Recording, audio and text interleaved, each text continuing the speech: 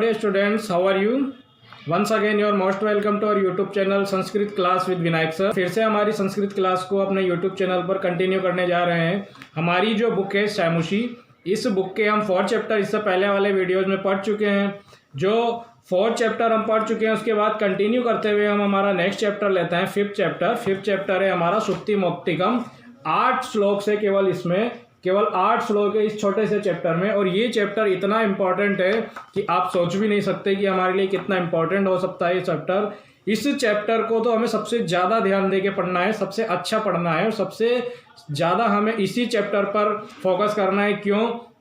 क्योंकि मैं आपको बता दूं इस चैप्टर के बारे में कुछ, कि इस चैप्टर में से हमारे पास एक क्वेश्चन आएगा 7 नंबर का कि संस्कृत भाषा में श्लोक का हिंदी अनुवाद करें। ओके, ये 7 नंबर का श्लोक ये 7 नंबर का जो हमारा क्वेश्चन है, संस्कृत भाषा के इस श्लोक को हिंदी भाषा में अनुवाद करना है। तो ये 7 नंबर तो हमारे लिए वहाँ इम्पोर्टेंट है कि कोई सा भी एक श्लोक हमारा इस चैप्टर में से आ सकता है और उसका हमें हिंदी में अनुवाद करके देना है। इसके अलावा हमारे पास एक क्वेश्चन और आएगा कि अपनी पाठ्य पुस्तक में से कोई 2 श्लोक लिखिए, और वो 2 श्लोक होंगे 4-4 नंबर के। अगर हम इस चैप्टर में से 2 श्लोक और याद कर लेते हैं अच्छे से, या 2-3 श्लोक हम याद कर लेते हैं, तो हमारे पास 8 नंबर और पक्के हो गए। तो 7 और 8 मिलके हो गए 15 नंबर। ठीक है, इसके अलावा हमारे पास 8 प्रश्नों में से 5 प्रश्न हमें संस्कृत के करने हैं, और वो प्रश्न उन 8 में से 1-2 प्रश्न इस चैप्टर के भी होंगे। तो आपके पास फिर जो है 1 या 2 नंबर के 2-2 करके जो है 1-1 या 2-2 नंबर के हमारे पास क्वेश्चन आते हैं, तो कम से कम 3-4 नंबर हमारे पास ये भी हो जाते हैं। तो पहले 7 नंबर हिंदी अनुवाद करने का, फिर 2 श्लोक लिखने के 8 नंबर, 15 नंबर, और उसके बाद 4 नंबर के आसपास या 3 या 4 नंबर का ये मान लो क्वेश्चन आंसर। तो कुल मिला के जो है 18-20 नंबर का हमारा ये जो चैप्टर है 17-18 नंबर का, तो ये बहुत इंपॉर्टेंट चैप्टर हो गया। एक चैप्टर पढ़ने से हमारे पास 18-20 नंबर अगर आ जाते हैं तो ये तो हमारे लिए बहुत अच्छी बात है। हमें सबसे ज़्यादा उस चैप्टर को तो पढ़ना ही है। ये चैप्टर हमारा इसलिए बहुत इंपॉर्टेंट हो चुका है। इस चैप्टर को हम इस वीडियो में पढ़ने वाले हैं। अगर आपने हमारा चैनल सब्सक्राइब नहीं किया है तो आप प्लीज़ इसे सब्सक्राइब कर लीजिए, ताकि हमारे नोटिफिकेशंस आपके पास आते रहें। अगर आपको अच्छा लगता है वीडियो तो आप लाइक भी कर सकते हैं। आपकी अगर कोई क्वेरीज है, कुछ समझ में नहीं आता है, तो आप कमेंट बॉक्स में भी आप उसे लिख सकते हैं। तो हम हमारा इस चैप्टर को कंटिन्यू करते हैं। हमारा टाइम जो है बहुत ही प्रीशियस है, हम टाइम वेस्ट नहीं करते हैं फालतू। तो स्टार्ट करते हैं चैप्टर। ये आपके सामने प्रस्तुत है 5वां पाठ सुक्ति मौक्तिकम। मौक्तिकम मतलब होता है मोती। मोती रूपी जो सुक्तियाँ हैं, मोतियों के रूप में, मोती जिस तरह से मूल्यवान होते हैं उस तरह से मूल्यवान जो सुक्तियाँ हैं, ये सुक्ति, वो उसे सुक्ति मौक्तिकम कहा गया। यदि मैं आपको समझाऊं कि सुक्ति का क्या अर्थ होता है, तो इसमें 2 शब्द जुड़े हुए हैं, सु प्लस उक्ति। ये 2 शब्दों से मिलके सुक्ति शब्द बना है। उ और ऊ मिलकर यहाँ बड़ा ऊ हो जाता है, ये दीर्घ संधि है। सु का मतलब होता है अच्छे,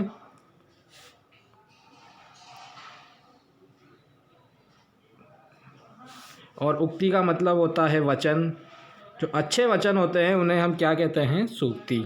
ठीक है, अब हम चैप्टर स्टार्ट करते हैं हमारा कि प्रस्तुतोयम पाठ, अयम प्रस्तुत पाठ। प्रस्तुत अयम, क्या है ये? अयम। अयम का मतलब यह जो प्रस्तुत पाठ है नैतिक शिक्षाणाम अप्रदायक रूपेण वर्तते। ये नैतिक शिक्षा का प्रदायक रूप, नैतिक शिक्षा प्रदान करने वाला है, इस रूप में है। अस्मिन् पाठांशे, इस पाठ में विविध ग्रंथेभ्य, कई प्रकार के ग्रंथों से संग्रहणम कृत्वा, संग्रहण करके, नाना नैतिक शिक्षा बोधक पद्यानि गृहीतानि सन्ति। नाना कई प्रकार की नैतिक शिक्षा, कई प्रकार की जो नैतिक शिक्षा है, जो अच्छी शिक्षा है, उसके बोधक पद्यानि, उसको समझाने वाले पद्य गृहीतानि सन्ति। कहाँ से गृहीतानि, कहाँ से लिए गए हैं? विविध ग्रंथेभ्य, कई ग्रंथों से, अलग अलग प्रकार के जो ग्रंथ हैं, जैसे नीति शतकम है, पंचतंत्र है, या और भी कोई भी ग्रंथ है, अन्य ग्रंथ जो है ज्ञानवर्धक, उन सबसे जो है विविध ग्रंथेभ्यों, अन्य ग्रंथों से संग्रहण करके नैतिक शिक्षा बोध वाले पद्यों को ग्रहण किया गया है। कहाँ? इस अस्मिन् पाठांशे, इस पाठ में।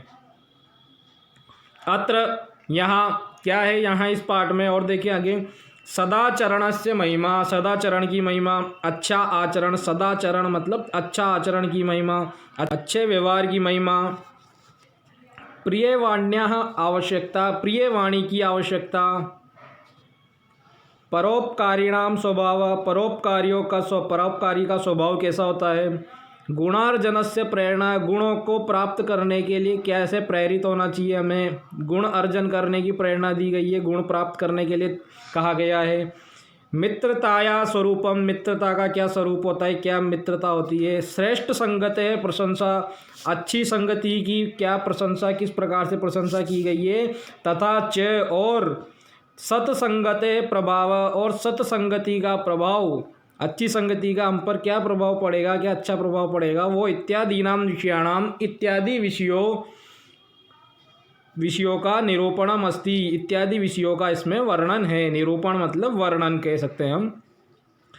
संस्कृत साहित्य नीति ग्रंथानाम, संस्कृत साहित्य में, संस्कृत जो लिटरेचर है, संस्कृत का जो ग्रंथ भंडार है, उसमें नीति ग्रंथानाम समृद्धा परंपरा दृश्यते, उसमें नीति ग्रंथों की समृद्ध परंपरा दृश्यते, मतलब नीति मतलब ज्ञानवर्धक ग्रंथों की समृद्ध परंपरा है, अर्थात वो खूब सारे हैं, उनकी कोई कमी नहीं है, समृद्ध है।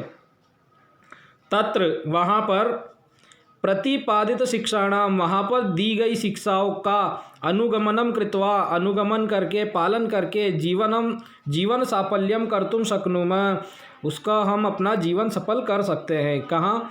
उनमें संस्कृत ग्रंथ साहित्य में, नीति ग्रंथों में जो समृद्ध परंपरा है, बहुत सारे जो हैं, वहाँ जाकर हम वहाँ उसे नीति ग्रंथों को पढ़कर प्रतिपादित शिक्षाणाम, उसमें जो दी गई शिक्षा है, प्रतिपादित का मतलब प्रोवाइडेड जो शिक्षा है, उसको अनुगमनम कृत्वा, अनुगमन का मतलब क्या होता है, फॉलो, अनुगमन का मतलब है उसका पालन करना, जीवन साफल्यम कर्तुम शक्नुमः, जीवन को हम सफल कर सकते हैं। तो ये तो हुआ हमारा पाठ परिचय। अब हम पढ़ेंगे पाठ।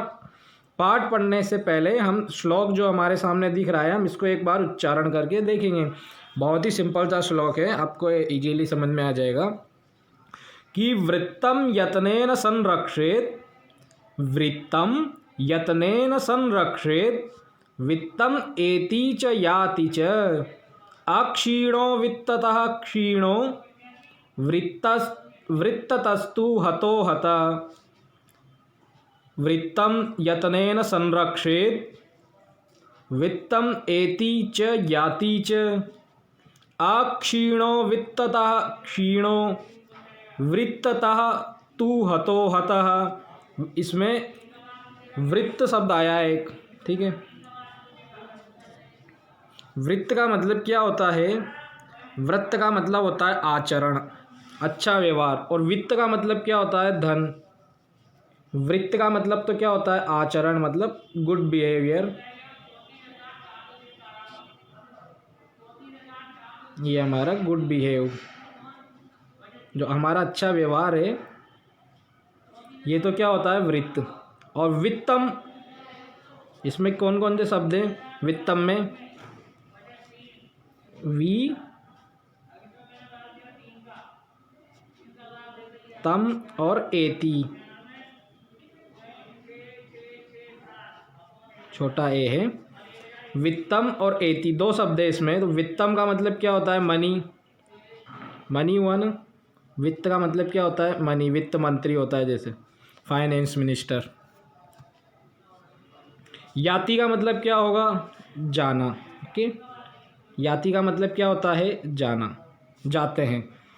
और बता दूं आपको मैं, वित्त तह, तह का मतलब से, वित्त के बाद जो तह लगा है, इस तह का मतलब होता है से। और वृत्ततः तु, यहाँ भी दो शब्द हैं। यहाँ दो शब्द कौन कौन से हैं, वृत्ततः प्लस तु, विसर्ग का क्या हो गया, विसर्ग का बन गया ये स, ओके। वृत्त का मतलब तो क्या था, वृत्त का मतलब क्या था, वृत्त का मतलब था आचरण, गुड बिहेव। और वित्त का मतलब क्या था, मनी, फाइनेंस, पैसा। और तह जो लगा इनके बाद में वित्ततः, वृत्ततः, तह का मतलब क्या था, से। ओके, अब देखें इसका मीनिंग। वृत्तम यत्नेन संरक्षेत, जो वृत्तम होता है, जो हमारा गुड बिहेव होता है, जो हमारा आचरण होता है, उस आचरण को हमें यत्नेन, पूरी कोशिश के साथ, संरक्षित, बचा के रखना चाहिए। मतलब उसकी हमेशा हमें रक्षा करनी चाहिए। हमारा आचरण जो है, हमारा अच्छा व्यवहार जो है, ये कभी ख़राब नहीं होना चाहिए। वित्तम, और जो धन है, वित्तम एति च याति च, धन तो आता और जाता रहता है। धन जो है ये कभी एक किसी के पास टिक के नहीं रहता है, ये तो आता है और खर्च भी हो जाता है, चला भी जाता है। ठीक है, तो क्या है, और आचरण व्यवहार जो है ये एक बार ही आता है, ये हमेशा हमें संभाल के रखना पड़ता है। अगर हमारा अच्छा व्यवहार है तो इसको हमें बचा के रखना पड़ता है, चाहे पैसे की हानि हो जाए, लेकिन व्यवहार नहीं बिगड़ना चाहिए। वित्तम, क्या सेंस है इसका कहने का, वित्त जो है, ये जो धन जो है, धन तो आता जाता रहता है। अगर धन चला भी जाए और उसको, ये अच्छा व्यवहार बचाने के लिए हमें थोड़ा बहुत धन चला भी जाता है हमारा, तो हमें हमारा अच्छा व्यवहार ख़राब नहीं करना चाहिए। क्योंकि आपने देखा होगा 2 रुपये के लिए लोग लड़ जाते हैं, तो हमें व्यवहार ख़राब नहीं करना चाहिए। क्योंकि वित्त तो जो है एति, एति का मतलब होता है आना। एति का मतलब क्या होता है, आना। और याति का मतलब क्या होता है, जाना। तो जो धन है ये तो आता है और चला जाता है, जबकि व्रत जो है, गुड बिहेव जो है हमारा, वो आचरण हमारा जो है हमेशा यत्नेन संरक्षित, बचा के रखना चाहिए। और अक्षीणो वित्तता क्षीण, वित्तता क्षीण, धन से अगर वो क्षीण हो जाए, धन अगर उससे वो नष्ट हो जाता है, धन उसका चला जाता है। वित्तता क्षीण, अगर धन से क्षीण हो जाता है, धन से नष्ट हो जाता है, तो भी वो अक्षीण है, तब भी वो कोई क्षीण नहीं है। समझें क्या करना है आपका इसका हिंदी अर्थ, वित्ततः क्षीण अक्षीण, धन से अधिक क्षीण है तो भी वह अक्षीण है। श्लोक में हिंदी अनुवाद या भावार्थ करने के लिए हमें बहुत सारे शब्द कुछ अपनी तरफ से रखने पड़ते हैं सेंटेंस अर्थ जमाने के लिए। तो वित्ततः क्षीण अक्षीण, धन से क्षीण होने पर भी वो जो है अक्षीण है, क्षीण नहीं है, नष्ट नहीं हुआ। धन से नष्ट होने पर भी वो नष्ट नहीं हुआ है, अक्षीण मतलब नष्ट नहीं हुआ है। लेकिन वृत्ततास्तु हतो हत, लेकिन वृत्तता, आचरण से, गुड बिहेवियर से जो वो यदि नष्ट हो जाता है, तो हतो हत, पूरी तरह से नष्ट होता है। हतो हत का मतलब पूरी तरह से नष्ट हो जाता है। वृत्ततस्तु, किंतु वृत्ततस्तु, लेकिन वृत्ततस्तु जो है, क्षीण शब्द दोनों के साथ है, इसके साथ भी है और इसके साथ भी। अगर क्षीण वृत्ततस्तु, अगर वृत्त के साथ, अगर वह गुड बिहेव के साथ नष्ट हो जाता है, अगर उसका गुड बिहेव नष्ट हो जाता है, अच्छा व्यवहार नष्ट हो जाता है, तो हतो हत, वो संपूर्ण तरह से नष्ट है। समझ गए आप इसका मीनिंग। तो यह श्लोक कहाँ से लिया गया है, मनुस्मृति से। एक बार मैं फिर बता दूं कि व्रत जो है, अच्छा व्यवहार जो है, इसको हमें पूरे यत्न के साथ संरक्षित, बचा के रखना चाहिए। वित्तम, जो धन है वो तो आता और जाता रहता है।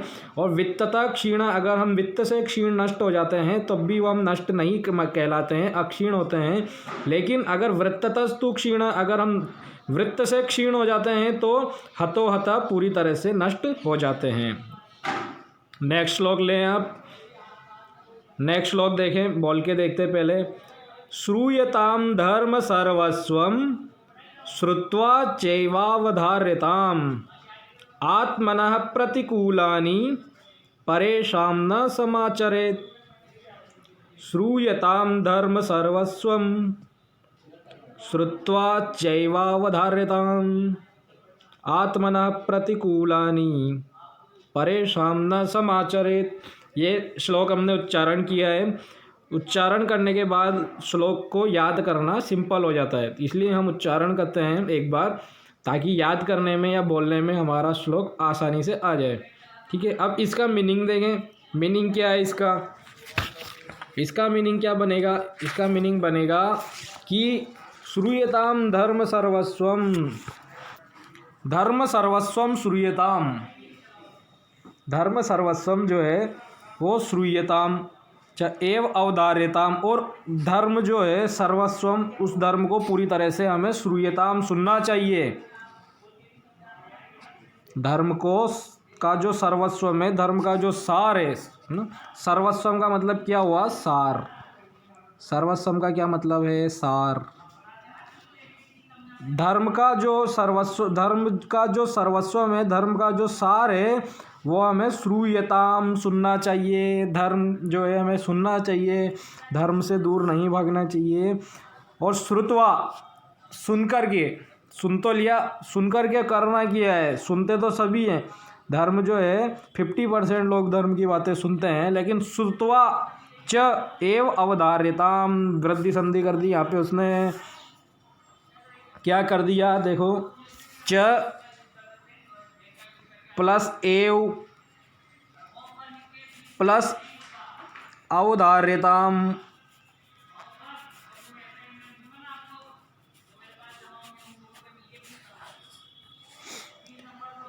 च एव अवधार्यताम, च एव, यहाँ तो कौन सी संधि हो गई?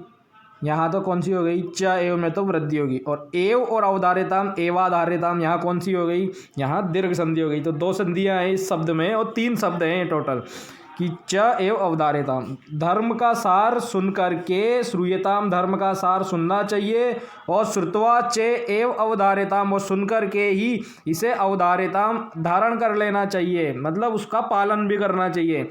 आत्मनः प्रतिकूलानि, पहली लाइन तो आपको समझ में आ गई, अब दूसरी लाइन पढ़ते हैं। आत्मनः प्रतिकूलानि परेषां न समाचरेत्। आत्मनः प्रतिकूलानि, कि आत्मनः प्रतिकूलानि परेषां न समाचरेत्। अगर हम आत्मनः प्रतिकूलानि,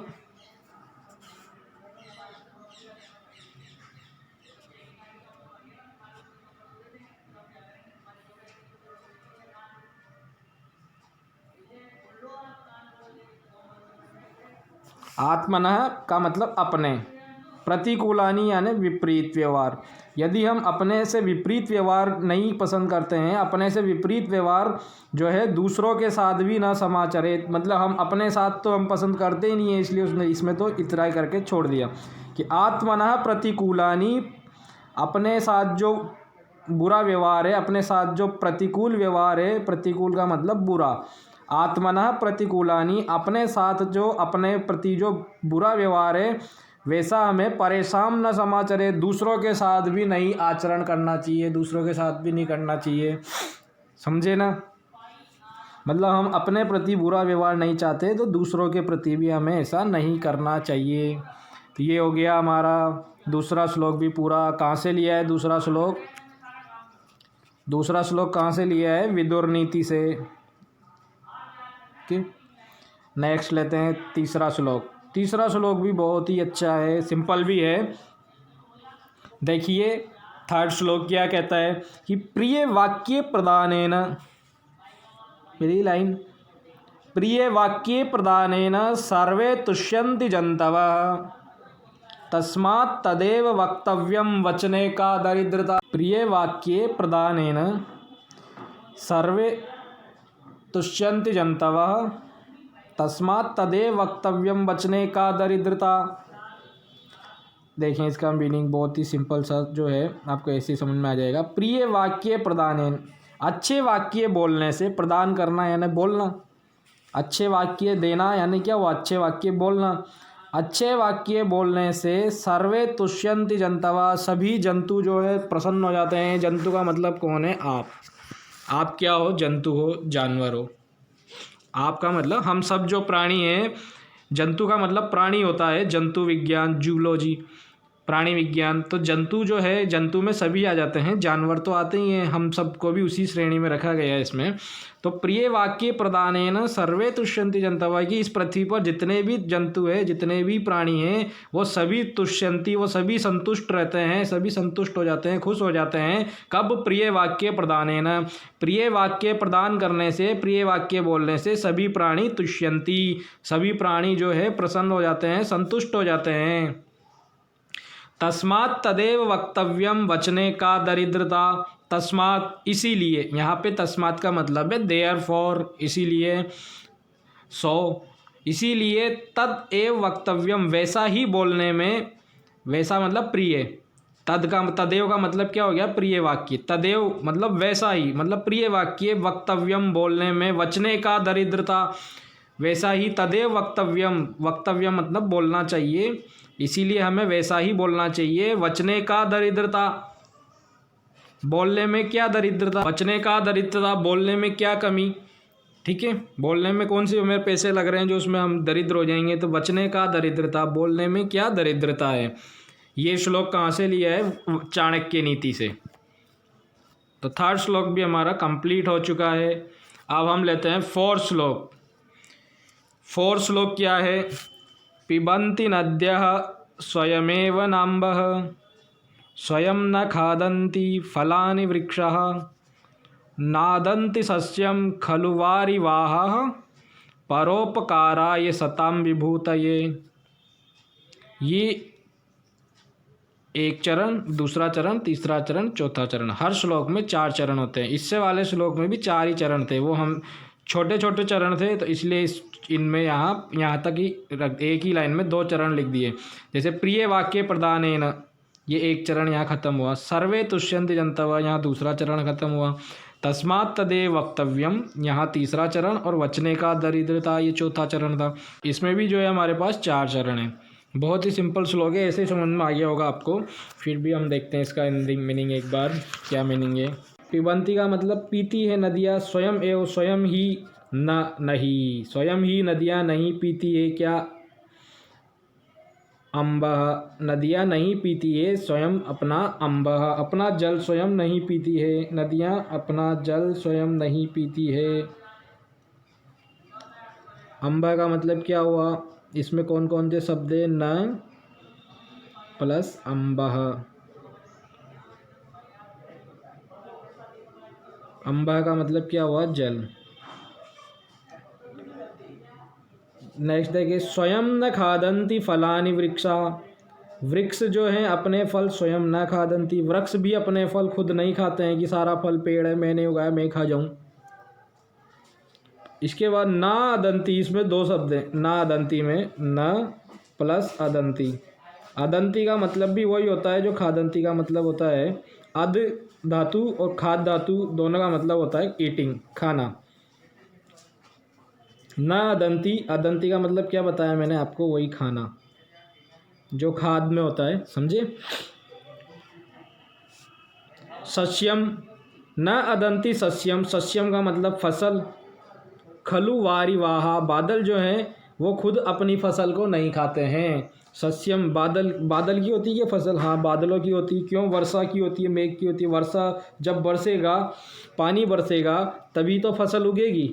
तो वारिवाहा जो है इसका मतलब बादल है, उसी से जो है ये फसल उग रही है, तो फसल उसी की हुई। तो खलु का मतलब निश्चित ही, डेफिनेटली जो है बादल भी अपनी फसलों को स्वयं नहीं खाते हैं।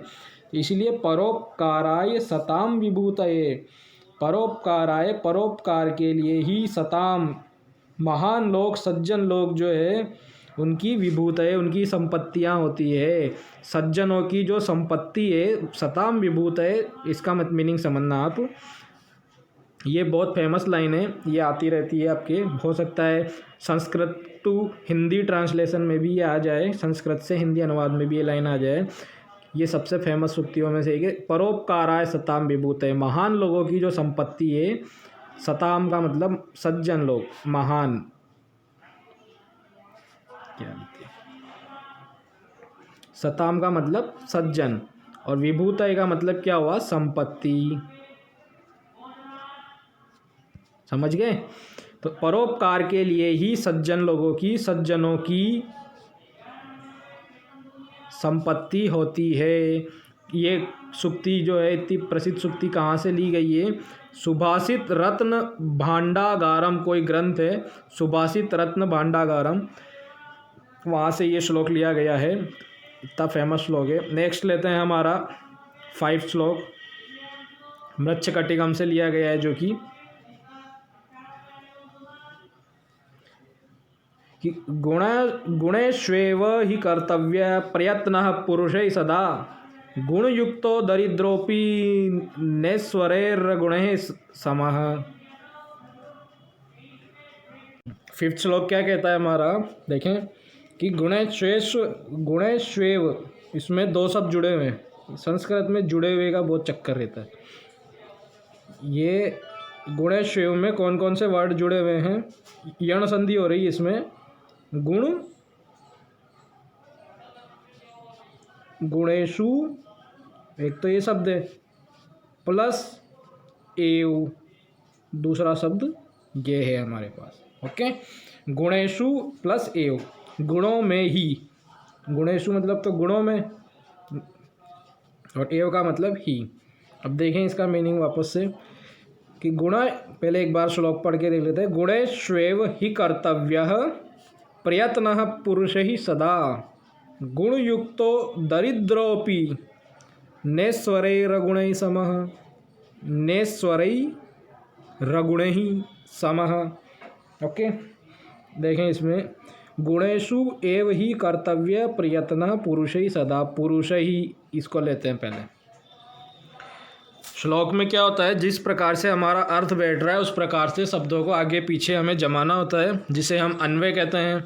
तो आगे पीछे इसको हम वर्णों शब्दों को आगे पीछे करते हैं श्लोक में अपना अर्थ बैठाने के लिए। तो पुरुष ही सदा, पुरुषों के द्वारा सदा हमेशा ही क्या करना चाहिए? गुणेषु एव ही प्रयत्न कर्तव्य। देखें, पहले तो हमने यहाँ से पिक किए ये दो शब्द तो, और इनको उठा के यहाँ शुरू में लगा लिया कि पुरुष ही सदा, पुरुषों के द्वारा मतलब इन व्यक्तियों के द्वारा, लोगों के द्वारा हमेशा, गुणेषु एव ही कर्तव्य, गुणों में ही कर्तव्य प्रयत्न, गुणों में ही प्रयत्न करना चाहिए। मतलब गुणों में ही मतलब गुणों को प्राप्त करने में ही प्रयत्न करना चाहिए। पुरुषों को सदा ही गुणों को प्राप्त करने में ही प्रयत्न करना चाहिए। इसके बाद देखें, गुणयुक्तो दरिद्रोपि, इसमें अगली लाइन क्या कहता है कि हमें सबसे क्या, किस में प्रयत्न करना चाहिए? गुणों में ही, मतलब गुणों को प्राप्त करने में ही हमें प्रयत्न करना चाहिए। गुणों को जितने ज़्यादा हो सके उतना हम प्राप्त करें, उतने ज़्यादा गुण हम प्राप्त करें, स्किल्स जो है वो हम डेवलप करें, इसमें ही हमेशा प्रयत्न करना चाहिए। ओके, इसके बाद देखें, गुणयुक्तो दरिद्रोपि, गुणयुक्तो दरिद्रो अपि, गुणयुक्त हो और दरिद्र हो, अगर कोई बहुत गुणी है, उसके पास हर एक चीज़ का उसे ज्ञान है, हर एक चीज़ की उसको कला आती है, स्किल्स है उसके पास, कि गुणयुक्त है लेकिन गरीब है, नो मैटर, तो कोई दिक्कत नहीं है। क्या नहीं होना चाहिए? अगुणई ईश्वरई न सम, अगुणई और ईश्वरई हो तो वो नहीं चलेगा।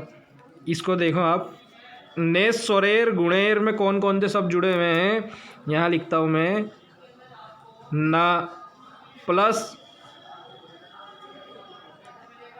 ईश्वरई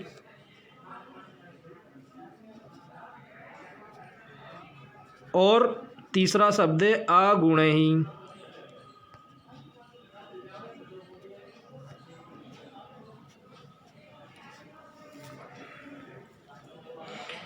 तीन शब्द है इसमें। कौन कौन से तीन शब्द हैं?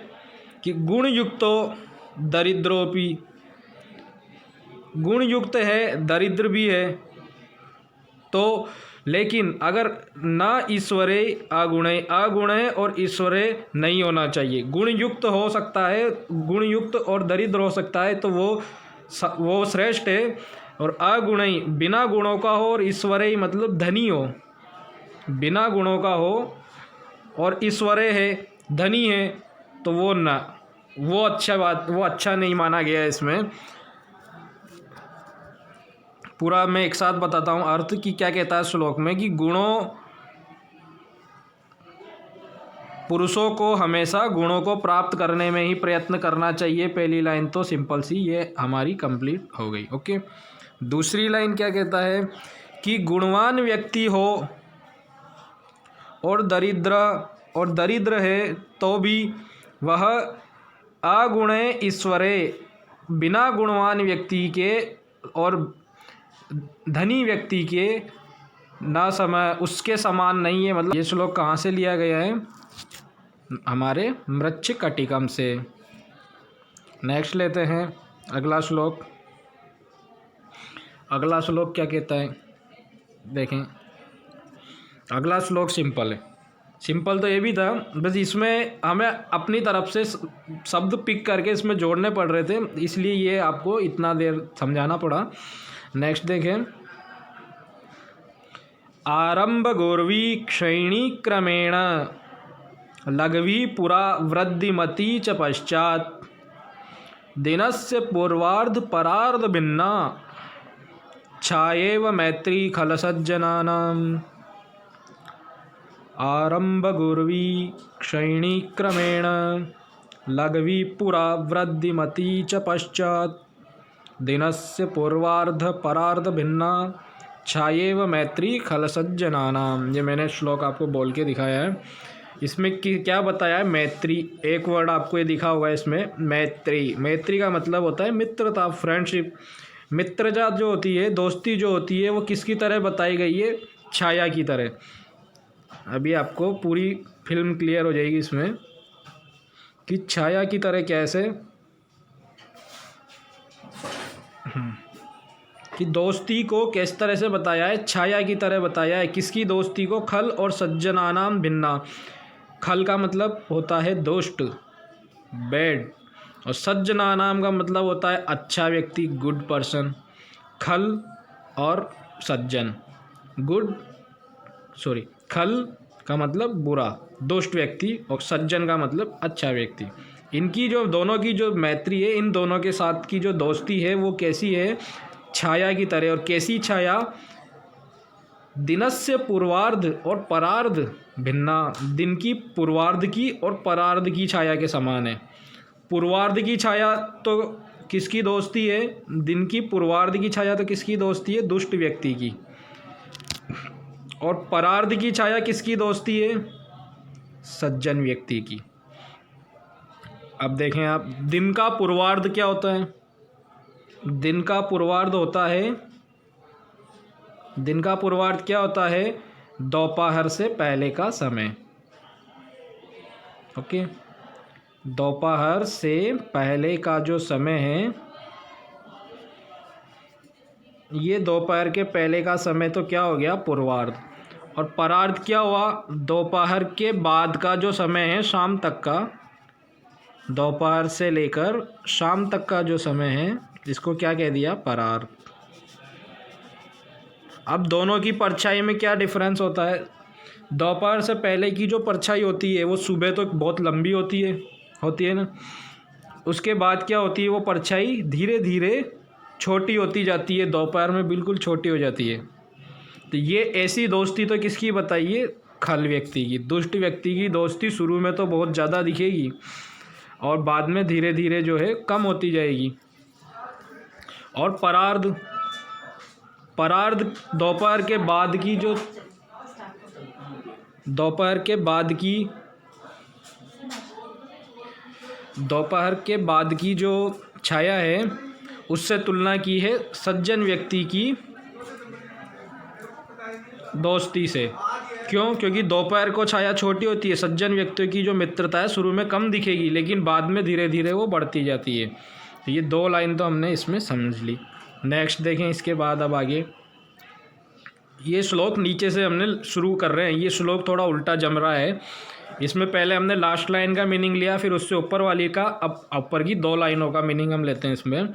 इसकी ऊपर की दो लाइनों का मीनिंग क्या है? आरंभ गुर्वी क्षैणी क्रमेण। वही जो मैंने आपको समझाया था कि आरंभ गुर्वी, शुरू में तो बड़ी, और क्षैणी क्रमेण, और धीरे धीरे छोटी होती जाती है। किसकी? खल लोगों की मित्रता दिन के पूर्वार्ध के समान। और लघवी पुरा वृद्धिमती च पश्चात, और पुरा लघवी, और शुरू में तो लघवी, पुरा मतलब पहले तो छोटी, लघवी मतलब छोटी, पुरा मतलब पहले तो छोटी, और वृद्धिमती च पश्चात, और बाद में धीरे धीरे बड़ी होती जाती है। किसकी मित्रता? सज्जन लोगों की मित्रता दिन के परार्ध की वजह के समान। समझ गए आप पूरे श्लोक का अर्थ? ये श्लोक, इतना अच्छा श्लोक कहाँ से लिया गया है? ये देखें आप, इट इज एक्सट्रैक्टेड फ्रॉम नीति शतकम। यह नीति शतक से उद्धृत है, संकलित है, लिया गया है। अब हमारे पास बचा है हमारा नेक्स्ट श्लोक। यत्रापि कुत्रापि गता भवेयुर हंसा महीमंडल मंडनाए हानिस्तु तेषां ही सरोवराणाम येषां मरालय स विप्रयोगः। 7 श्लोक क्या कह रहा है हमारा, बहुत अच्छा श्लोक है कि यत्रापि कुत्रापि गता भवेयुर हंसा महीमंडल मंडनाय हानिस्तु तेषां हि सरोवराणां येषां मराले सह विप्रयोगः। कि अच्छे लोग जहाँ जाते हैं ना उन्हें हमेशा हर जगह याद किया जाता है। इसका कहने का क्या भाव है, मैं पहले भावार्थ समझाता हूँ कि जो महान लोग सज्जन लोग जहाँ जाते हैं उन्हें हर जगह याद किया जाता है।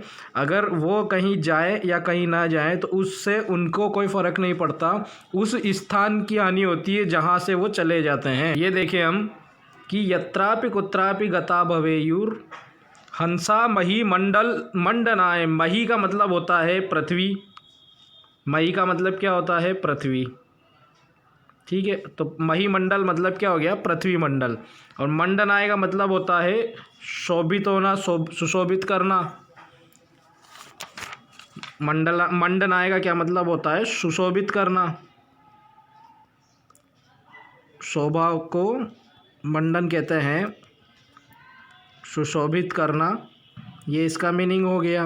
ओके, तो हंस जो है पृथ्वी मंडल पर सुशोभित मंडनाय। अब देखो इस श्लोक को हम कैसे जमाते हैं कि हंस जो है महीमंडल मंडनाय मतलब पृथ्वी मंडल को शोभित करने के लिए, हंस जो है यहाँ से पिक कर रहे हैं हम इस श्लोक को। हंस जो है हंस पृथ्वी मंडल को शोभित करने के लिए, सुशोभित करने के लिए यत्र कुत्रापि गता भवेयु जहाँ कहीं भी जाते हैं। गता भवेयु का मतलब क्या है, जाते हैं। ओके, गता भवेयु का मतलब क्या है,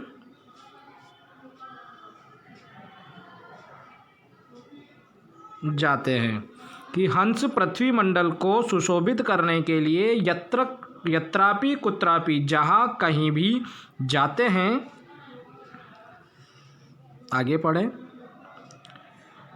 हानि तो तेसाम ही सरोवराणाम, उन सरोवरों की ही होती है। कि जहाँ से वो निकल गए तो हानि तो उन सरोवरों की ही होते हैं।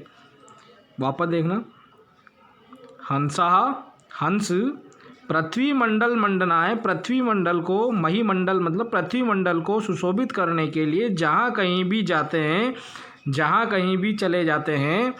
तो तू का मतलब तो या हानि तो उन सरोवरों की ही होती है। ये शाम जिनकी मतलब जिन सरोवरों की, ये शाम मतलब जिनकी, जिन सरोवरों की मरालय स विप्रयोग, जिन सरोवरों का मरालय स विप्रयोग हंसों के साथ विप्रयोग वियोग होता है। मरालय का मतलब तो क्या होता है, हंस। ओके, हंसों के साथ, तृतीय विभक्ति ये, हंसों के साथ। और ये शाम का मतलब क्या है, सरोवर।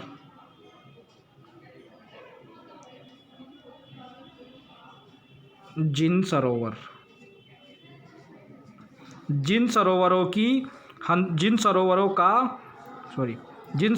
का हंसों के साथ विप्रयोग। विप्रयोग का मतलब क्या बताया मैंने आपको, वियोग, अलग होना, वियोग यानी दूर हो जाना। ठीक है, हानि तो उन सरोवरों की ही होती है जिन सरोवरों का हंसों के साथ वियोग हो जाता है। जो सरोवर हंसों से दूर हो जाते हैं, हानि उन सरोवरों की ही होती है। क्यों? क्योंकि उन सरोवरों की शोभा खत्म हो जाती है। कब? हंस के कहीं भी चले जाने से, पृथ्वी मंडल को सुशोभित करने के लिए हंस जब कहीं भी चले जाते हैं तो उन सरोवरों, हंसों का कोई नुकसान नहीं है उसमें, उन सरोवरों का ही हानि होती है जिन सरोवरों को हंसों के साथ वियोग हो जाता है। और ये किसके ऊपर कहा गया है? ये अच्छे सज्जन लोगों के ऊपर ये श्लोक कहा गया है कि यदि सज्जन लोग जिस भी स्थान पर रहते हैं और वो उस स्थान को छोड़ के वहाँ से चले जाते हैं तो उन सज्जनों का उसमें कोई हानि नहीं है, उस स्थान की हानि होती है। क्योंकि उस स्थान पे जो है सज्जन लोगों की, अच्छे लोगों की कमी हो जाती है और वो सज्जन लोग कहीं और जाके वहाँ अच्छा करते हैं। समझ गए आप ये श्लोक? चलो नेक्स्ट श्लोक लेते हैं हमारा। नेक्स्ट श्लोक क्या है कि गुणा गुणज्ञेषु गुणा भवन्ति ते निर्गुणं प्राप्य भवन्ति दोषाः आस्वाद्य तोया प्रवहन्ति नद्य समुद्रम आसाद्य भवन्त्यपेयाः। समझे? एक बार पहले हम इस श्लोक को और बोलना देख लेते हैं कि गुणा गुणज्ञेषु गुणा भवन्ति ते निर्गुणं प्राप्य भवन्ति दोषाः आस्वाद्य तोयाः प्रवहन्ति नद्य समुद्रमासाद्य भवन्त्यपेयाः। ठीक है, अब इसका मीनिंग देखते हैं। मीनिंग क्या है? गुणा जो है, गुण जो है, गुणज्ञेषु गुणा भवन्ति। गुण जो है ये गुण गुणियों में ही गुण होते हैं। गुणज्ञ मतलब गुणी लोगों में, गुण जानने वालों में ही गुण होते हैं। ते निर्गुणम, और वो निर्गुण हो जाते हैं। प्राप्य भवन्ति दोषाः, भवन्ति दोषा, दोषों को प्राप्त करके वो क्या हो जाते हैं? निर्गुण हो जाते हैं। आस्वाद्य तोया मतलब स्वाद युक्त जल वाली नदियाँ प्रवहन्ति, बहती रहती है पृथ्वी पर जो है। आस्वाद्य तोया, आस्वाद्य तोया का मतलब क्या है? स्वादिष्ट। तोया का मतलब जल।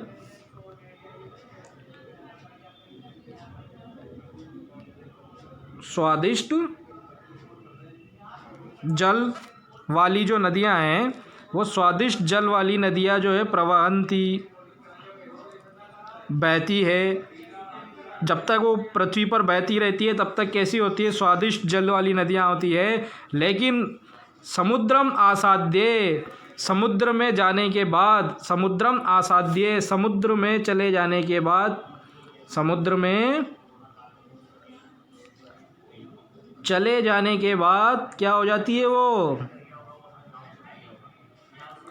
भवन्ति अपेयाः। कैसे हो जाती है? भवन्ति अपेयाः, भवन्ति अपेयाः। अपेया का मतलब पीने योग्य नहीं रहती है। समझ गए? पेया का मतलब पीने योग्य, एबल टू ड्रिंक, और अपेया मतलब नॉट एबल टू ड्रिंक। तो नदियाँ जो है प्रवहन्ति, जब तक बहती है स्वादिष्ट जल वाली होती है। लेकिन जैसे ही वो, जब तक कहाँ बहती है? पृथ्वी पर। ये हम ऐसा जोड़ सकते हैं इस पर कि जब तक वो भूमि पर रहती है तब तक तो स्वादिष्ट जल वाली होती है, क्योंकि भूमि की तुलना किससे की? गुणवान लोगों से। कि कोई भी व्यक्ति गुणवान लोगों के साथ रहता है तब तक तो उसके गुण अच्छे होते हैं, सब मानते हैं उस गुणों को। और वही व्यक्ति जब बुरे लोगों में चला जाता है तो उसके गुणों की कोई वैल्यू नहीं रहती, उसके गुणों का कोई मोल नहीं होता, उसके गुणों को कोई नहीं मानता, और वो गुण भी बेकार हो जाते हैं सारे उसके, अगर वो बुरे लोगों में जाके पड़ जाता है तो। जैसे कि जो नदियाँ हैं वो खारे जल वाला है, समुद्र में जब जाके गिर जाती है, समुद्र में चले जाने के बाद जो है कैसी हो जाती है? नदियाँ भवन्ति हो जाती है, अपेया, अपेय हो जाती है। समझे आप? एक बार फिर देखो, गुणा गुणज्ञेषु गुणा भवन्ति। गुण जो है गुण जानने वालों में ही गुण होते हैं। ते निर्गुणम प्राप्य भवन्ति दोषा, और वे निर्गुण हो जाते हैं कब? प्राप्त होकर के भवन्ति दोषा। अब जब वो दोषों को प्राप्त कर लेते हैं तब वही गुण क्या हो जाते हैं? निर्गुण हो जाते हैं। उदाहरण के लिए जैसे कि यथा आस्वाद्य तोया, स्वादिष्ट जल वाली, तोया मतलब जल वाली जो नदियां हैं वो प्रवहन्ति, वो बहती है भूमि पर, स्वादिष्ट जल वाली नदियां बहती है। और वही नदियां समुद्रम आसाद्य, समुद्र में चले जाने के बाद अपेया भवन्ति। यहाँ कौन सी यण संधि हो रही है ना? कौन सी संधि हो रही है यहाँ पर? भवन्ति और अपेया में यण संधि हो रही है। ई का क्या हो गया यहाँ पर? यह हो गया है। ई था ना भवन्ति में, ई का क्या बन गया? यह बन गया। ओके, तो ये वाला हमारा श्लोक कंप्लीट हुआ। और ये श्लोक कहाँ से लिया गया था? हमारा श्लोक हितोपदेश से लिया गया है। ओके, नेक्स्ट देखें आप, ये शब्दार्थ दिए हैं, शब्दार्थ आपको नोट करने हैं, याद भी करने हैं। शब्दार्थ के बाद ये शब्दार्थ हैं। नेक्स्ट शब्दार्थ के बाद जो है ये कुछ श्लोकों के अन्वय दिए हैं। अन्वय क्या होता है? श्लोक को क्रम से जमाना अन्वय कहलाता है। अगर हम किसी श्लोक को क्रम से जमा देते हैं वही क्रम जो है अन्वय हो जाता है। श्लोक क्या है? लय के हिसाब से जमे होते हैं, तो जब उनको अर्थ के अनुसार हम जमा देते हैं तो वो अन्वय हो जाता है। ये श्लोकों के अन्वय दिए हुए हैं हमारे पास, 8 श्लोक के अन्वय दिए हैं। इसके बाद देखें आप अभ्यास प्रश्न। अभ्यास प्रश्न जो प्रैक्टिस एक्सरसाइज है ये देखते हैं हम सबसे पहले। इसमें सबसे पहला एक पदेन उत्तर था। एक पदेन उत्तरता में क्या है, वित्तता क्षीण कीदृश भवति। वित्त से क्षीण कैसा हो जाता है, क्या आंसर है इसका, अक्षीण। क्या आंसर है इसका, अक्षीण, अक्षीण हो जाता है, अक्षीण। अब आंसर कैसे लिखना है आपको नोटबुक में, वित्तता क्षीण अक्षीण भवति, पूरा आंसर लिखना है आपको। ओके, नेक्स्ट देखें, सेकंड क्वेश्चन क्या है, कस्य प्रतिकूलानि कार्याणि परेशान न समाचरेत। किसके प्रतिकूल कार्य दूसरों के प्रति हमें नहीं करना चाहिए। किसके प्रतिकूल, किससे उल्टा कार्य, हम हमारे से, खुद के जैसा हम अगर नहीं चाहते तो दूसरे के साथ भी हमें नहीं करना चाहिए। तो कस्य की जगह पे क्या आ जाएगा, आत्मना। ओके, कस्य की जगह पे क्या आ जाएगा, आत्मना। किसके जैसा कार्य हमको नहीं करना चाहिए, क्या आंसर बना हमारा, आत्मना प्रतिकूलानि कार्याणि परेशान न समाचरेत। हो गया। इसके बाद देखें आप नेक्स्ट वाला क्वेश्चन देखें, कुत्र दरिद्रता न भवेत। कहाँ पे गरीबी नहीं होनी चाहिए, कहाँ पे हमें गरीबी नहीं रखनी चाहिए, कमी नहीं रखनी चाहिए। हमें कहाँ कमी नहीं रखनी चाहिए, कुत्र का मतलब कहाँ, मधुर वचने। ठीक है, क्या आंसर हो गया इसका, मधुर वचने, ये हमारा यहाँ पे इसका आंसर है। प्रिय वाक्य प्रदानेन या प्रिय वचने का दरिद्रता। प्रिय वचनों में क्या दरिद्रता, मतलब प्रिय वचन तो हमें फुल बोलने चाहिए। अच्छी बात तो हमें, जो किसी को बढ़िया लगे सुनने में, वो तो हमें फुल बोलनी चाहिए। ठीक है, तो ये यहाँ तक हो गया। तो आप मधुर वचन या प्रिय वचन दोनों आप यहाँ लिख सकते हैं। ओके, मधुर वचने या फिर हम प्रिय वचने भी कह सकते हैं। प्रिय वचने दरिद्रता न भवेत। नेक्स्ट देखें कि नेक्स्ट क्या लिखा, वृक्षा स्वयं कानी न खादंती। वृक्ष स्वयं क्या नहीं खाते हैं, क्या नहीं खाते वृक्ष स्वयं, खुद के फल नहीं खाते हैं, है ना। तो वृक्षा स्वयं फलानी न खादंती, आंसर हो गया ना इसका, वृक्षा स्वयं फलानी न खादंती। का पुरा लघवी बहुती। कौन जो है पहले तो छोटी होती है फिर बाद में बड़ी हो जाती है। का परछाई, छाया, छाया भी कब किसी छाया होती है, परार्ध में जो मिलती है वो सज्जन लोगों की छाया होती है। हम इसका आंसर कैसे देंगे, मैं आंसर बनाता हूँ आपका, यही एक क्वेश्चन है हमारा मेन। का पुरा लघवी बहु, परार्ध छाया और सज्जना नाम मैत्री। क्या आंसर हुआ इसका, परार्ध छाया या फिर सज्जना नाम मैत्री। सज्जनों की मैत्री जो है पहले छोटी होती है बाद में बड़ी हो जाती है। नेक्स्ट देखें आप, नेक्स्ट क्या है, यत्नेन किम रक्षेद वित्तम वृत्तम वा। यत्न के साथ, मेहनत के साथ हमें किसकी रक्षा करनी चाहिए, सबसे ज़्यादा मेहनत हमें किसकी रक्षा में करनी चाहिए, वित्त की या वृत्त की। वित्त का मतलब तो धन, और वृत्त का मतलब क्या होता है, व्यवहार। वृत्त का मतलब क्या होता है, व्यवहार। तो हमें रक्षा किसकी करनी चाहिए, वृत्त की। ठीक है, तो आंसर क्या हुआ, यत्नेन वृत्तम रक्षेत। इसका आंसर क्या हुआ पूरी लाइन में, क्या आंसर हुआ, यत्नेन वृत्तम रक्षेत। समझ में आया आपको, यत्न के साथ हमें किसकी रक्षा करनी चाहिए, वित्त की अथवा वृत्त की। ये प्रश्न पूछ रहा है हमसे, हम आंसर क्या दे रहे हैं, यत्न के साथ मतलब मेहनत के साथ हमें वृत्तम रक्षेत। यहाँ तक खत्म कर दिया मैंने हमारा आंसर। नेक्स्ट क्या प्रश्न है कि अस्माभि किम न समाचरेत। हमारे द्वारा क्या नहीं करना चाहिए, कीदृशम आचरण न कर्तव्यम। हमारे द्वारा कैसा आचरण नहीं करना चाहिए। ठीक है, या क्या नहीं करना चाहिए। अस्माभि जो हमें प्रतिकूल लगता है वो हमें नहीं करना चाहिए, जो हमें पसंद नहीं है, जो हमें अच्छा नहीं लगता है वो हमें दूसरों के साथ भी नहीं करना चाहिए। ये जो हमारा श्लोक है यही इसका आंसर बन जाएगा। हमारे इसका आंसर क्या बन जाएगा, ये ब्लू से मैं अंडरलाइन करता हूँ, आत्मना प्रतिकूलानि परेशान न समाचरेत। ये लाइन इस प्रश्न का आंसर हो गई। ओके, नेक्स्ट देखें, जंतव केन तुष्यंती। जंतु किससे, प्राणी किससे तुष्यंती, किससे संतुष्ट रहते हैं। क्या आंसर है इसका, प्रिय वाक्य प्रदानेन। प्रिय वाक्य प्रदानेन, पूरा आंसर क्या बन जाएगा, जंतवः प्रिय वाक्य प्रदानेन तुष्यंती। ठीक है, जंतवः प्रिय वाक्येन की जगह पे लिख देंगे हम ये केन की जगह पे क्या लिख देंगे हम, ये प्रिय वाक्य प्रदानेन तुष्यंती। हो गया आंसर।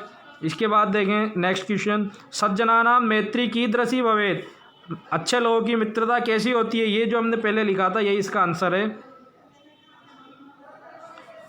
सज्जनानां मैत्री पुरा लघवी भवति, पहले छोटी होती है, ठीक है, बाद में बड़ी हो जाती है वो, तो हम इतना लिख देना आप, सज्जनानां मैत्री पुरा लघवी भवति। नेक्स्ट देखो, सरोवराणाम हानि कदा भवति, सरोवरों की हानि कब होती है, सरोवर तालाबों की हानि कब होती है, जब हंस वहाँ से चले जाते हैं तभी उनकी हानि होती है। इसका आंसर है येषाम की जगह तो लिख दिया सरोवराणाम मरालय सह विप्रयोग हानि भवति। ओके, क्या आंसर बनेगा इसका, सरोवराणाम मरालय सह विप्रयोग, लास्ट में लगा देना हानि भवति। सरोवरों की हंसों के साथ वियोग होने पर हानि होती है। ठीक है, अब नेक्स्ट क्वेश्चन देखते हैं। ये हमें मिलान करना है, मैच करना है इसे। आसाध्य तोया क्या था आगे, आसाध्य तोया नदियाँ थी। गुणयुक्त क्या था, गुणयुक्त दरिद्र भी अच्छा होता है। धनी अमीर, धनी बिना गुणी अमीर से, ठीक है, धनी बिना गुण वाले से, बिना गुण वाला अगर कोई धनी है तो उससे गुणयुक्त दरिद्र भी अच्छा होता है, तो गुणयुक्त दरिद्र हो गया। दिनस्य पूर्वार्ध भिन्ना, दिन के पहले की छाया किसके जैसी होती है, खलों के दुष्ट लोगों के जैसी होती है, क्योंकि ये क्या होती है, दिन से पहले वाली छाया जो होती है वो पहले तो बड़ी रहती है, बाद में दिन आते आते छोटी हो जाती है। और दिनस्य परार्ध भिन्ना, कैसी, दिन के बाद वाली छाया किसकी तरह होती है, सज्जनों की तरह होती है, क्योंकि दिन के बाद वाली दिन में तो छोटी रहती है, बाद में बड़ी होती जाती है, सज्जनों की मित्रता के समान। ओके, नेक्स्ट देखें। इसके बाद क्या कहता है, अधोलिखित श्लोक द्वयो आशयम हिंदी भाषा में या आंग्ल भाषा वा लिखत, आंग्ल मतलब इंग्लिश, निम्नलिखित जो दो श्लोक है उनका आपको हिंदी में या फिर इंग्लिश में मीनिंग करना है, एक्सप्लेन करना है। तो आप ये कर लेना हिंदी में इंग्लिश में जैसे भी आपको सूटेबल लगे, मीनिंग इनका हमने समझा ही दिया है। तो लिखित पदेभ्य भिन्न प्रकृति पदम चित्वा, छोड़ो इसे, कोई मतलब नहीं है। प्रश्न वाक्य निर्माण कैसे करते हैं, तो ये प्रश्न वाक्य निर्माण वैसे हम एक टॉपिक भी पढ़ेंगे, फिर भी मैं यहाँ समझा देता हूँ। वृत्ततः का मतलब पंचमी विभक्तितः का मतलब आ जाता है कुतः। जो डार्क वर्ड है उसकी जगह पे हमें क्वेश्चन वाले वर्ड लिखने हैं ताकि ये क्वेश्चन बन जाए। और लास्ट में हमें क्या लगाना है, इसमें लास्ट में हमें जो पूर्ण विराम है, इन पूर्ण विराम की जगह पे हमको क्या लगाना है, क्वेश्चनवाचक प्रश्नवाचक चिन्ह लगाना है, ठीक है, क्वेश्चन मार्क लगाना है। वृत्ततः कहाँ से, वृत्ततः, तो इसकी जगह पे कुतः हो जाएगा। स्थूल पदानी अधिकृत्य, मतलब बोल्ड अक्षर को हमें एक्सेप्ट करके उसको हटाना है और उसकी जगह प्रश्नवाचक शब्द लिखना है। धर्म सर्वस्वम, धर्म सर्वस्वम श्रुत्वा उदाहरतम, धर्म को सुनकर धारण करना चाहिए, तो धर्म की जगह पे क्या आ जाएगा, किम, ठीक है, क्या जाएगा इसकी जगह पे, किम श्रुत्वा उदाहृताम। वृक्षा फलम न खादन्ति, वृक्षा की जगह पे क्या आ जाएगा, के। सहतोते की तरह कह कौ के, कौन, कौन फल को नहीं खाता है, वृक्ष की जगह के फलम न खादन्ति, फिर क्वेश्चन मार्क लगा देना। ओके, खलानाम मैत्री आरंभ गुरुवी भवेत, खलानाम मतलब केशाम, किसकी, दुष्ट लोगों की, केशाम का मतलब दुष्ट, दुष्ट लोगों की मित्रता पहले गुरवी बड़ी होती है। ये लोट लगार में बदलना है, इसे आप स्किप कर दीजिए। ये आपका चैप्टर पूरा कंप्लीट हुआ। आपको चैप्टर आई होप समझ में आया होगा। आप इसे आराम से एक दो बार समझिए। स्पीड जो है कहीं लगता है ज़्यादा तेज़ है तो आप अपना स्पीड को सेटिंग में जाके नॉर्मल से थोड़ा सा कम भी कर सकते हैं। और आपको ये श्लोक, इसमें से एक या दो श्लोक आपको कम से कम जो है रटने भी है, अच्छे से याद करने हैं।